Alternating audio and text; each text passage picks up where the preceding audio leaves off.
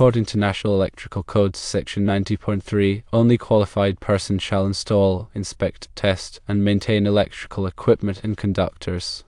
This is a fundamental requirement emphasizing the importance of expertise and competence in electrical work. The NEC doesn't explicitly define qualified person universally, but it implies a level of training, knowledge, and experience necessary to safely and competently perform electrical tasks. Think of a qualified person as someone who has the skills and knowledge related to the construction and operation of electrical equipment and installations and has received safety training to recognize and avoid the hazards involved. This might include licensed electricians, trained technicians, or individuals who have completed relevant apprenticeships and certifications.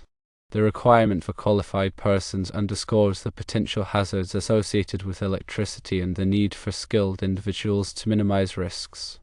Installing electrical equipment involves working with live circuits, high voltages, and potentially dangerous machinery. A correct installation can lead to electric shock, fire hazards, and equipment damage. Inspection, testing, and maintenance also require a thorough understanding of electrical systems and safety procedures. Regular inspections can identify potential problems before they escalate into serious hazards. Testing ensures that equipment is functioning properly and safely.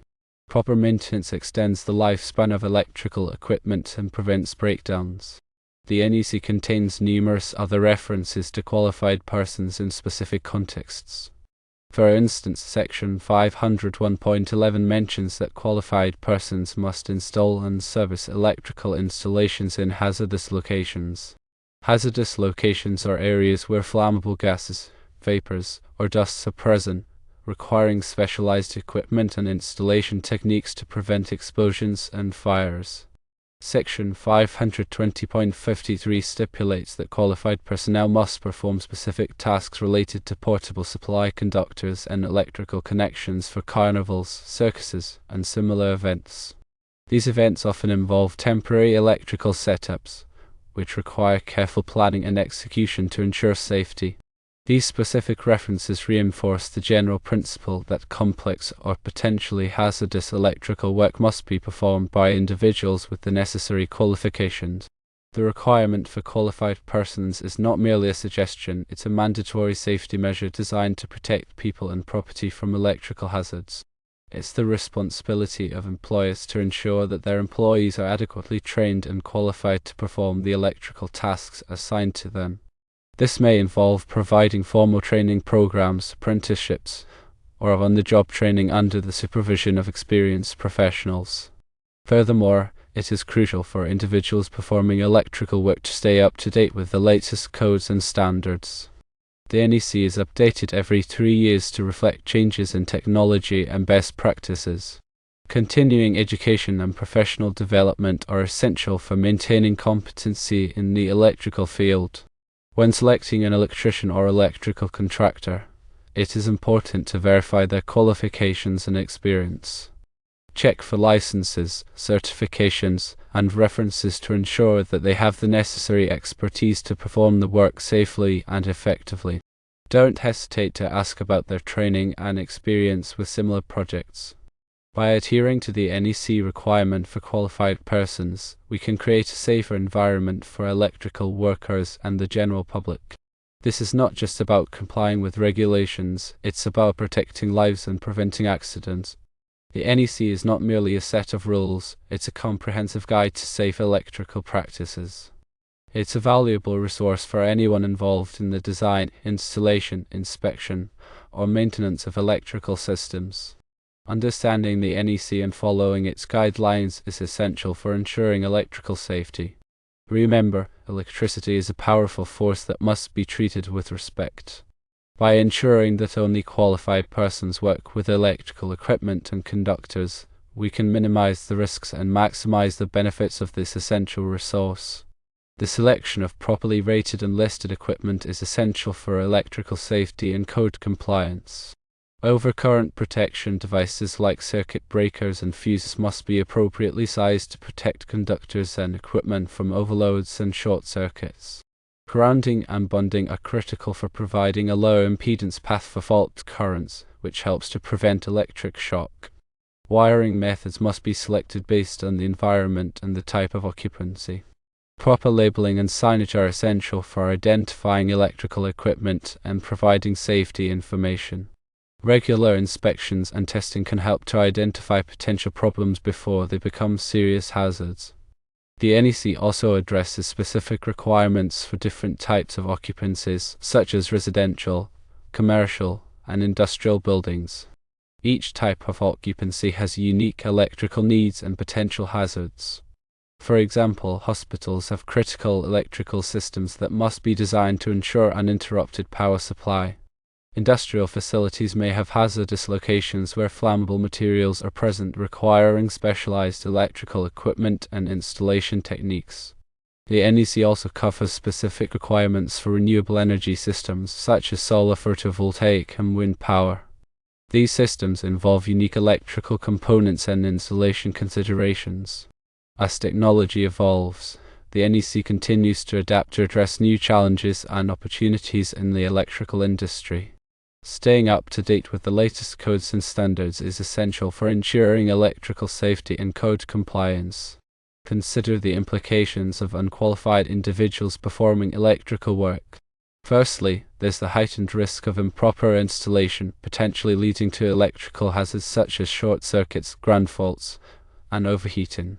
Secondly, the lack of understanding regarding proper wiring methods and component selection can result in unsafe installations that violate code requirements.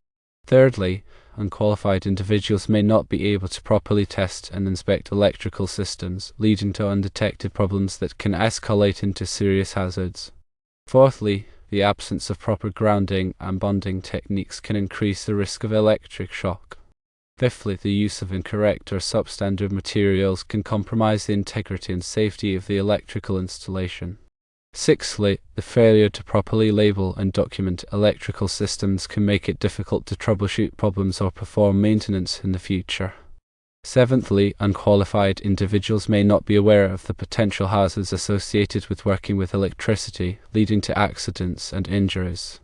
Eighthly, a lack of knowledge regarding arc flash hazards can put unqualified individuals at risk of serious burns and other injuries.